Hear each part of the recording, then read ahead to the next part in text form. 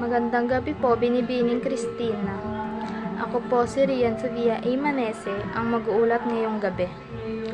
Ang akin pong iulat ngayong araw ay ang Kabanata 31, ang mataas na opisyal. Bago po tayo dumako sa pagpapakilala ng mga tauhan, atin pong munang alamin ang talasalitaan.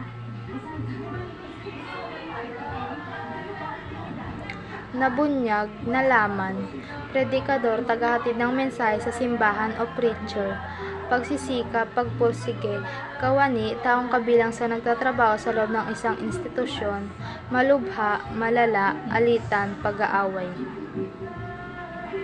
Pagkatapos ko po basahin ang talasalitaan, ngayon po ay dadako na tayo sa pagpapakilala ng mga tauhan. Ang una ay si Macaraig, isa sa mga nakiisa sa pagpapatayo ng Akademya ng Wikang Kastila. Siya din po ang unang nakalaya na nakabilanggo sa Kabanata 31.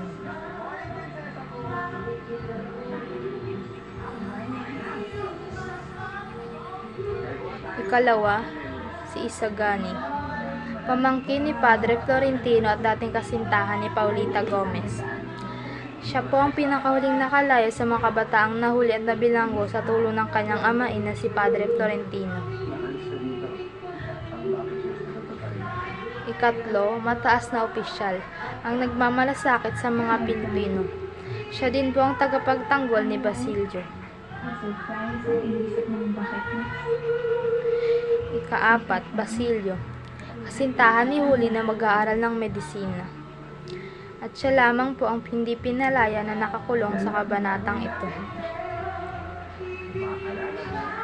Panglima, Padre Florentino, amain ni Isagani at Pilipinong pari na pinuntahan si Simon upang ibigay ang kayamanan bago ito magpakamatay.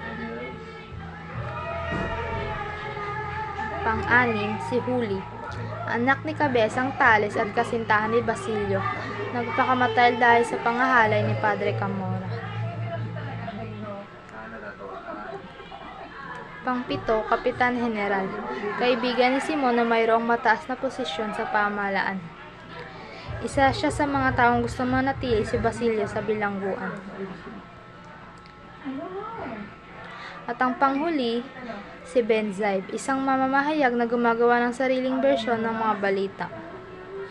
Ngayong natapos na po natin kilalanin ang mga tauhan, aalamin na po natin kung saan natagpuan ang Kabanata 31.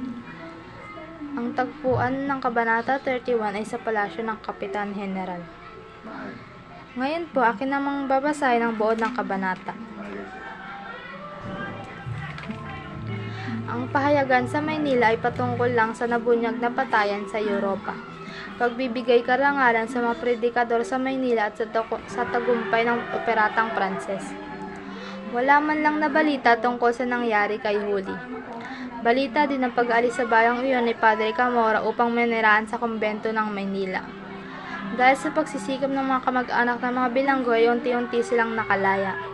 Sunod-sunod na nakalaya ang mga mag-aaral, sina Macaraig at Isagani. Hindi pa rin nakakalaya si Basilio dahil sa kasalanan ng pagkakaroon ng maaklat na bawal.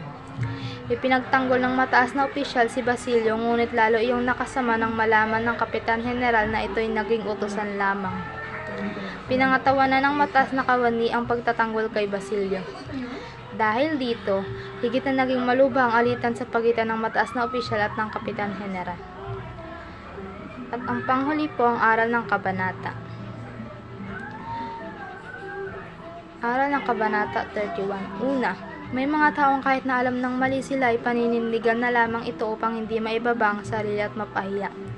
Ikalawa, mas mahalaga ang karangalan kaysa posisyon at anumang kayamanan.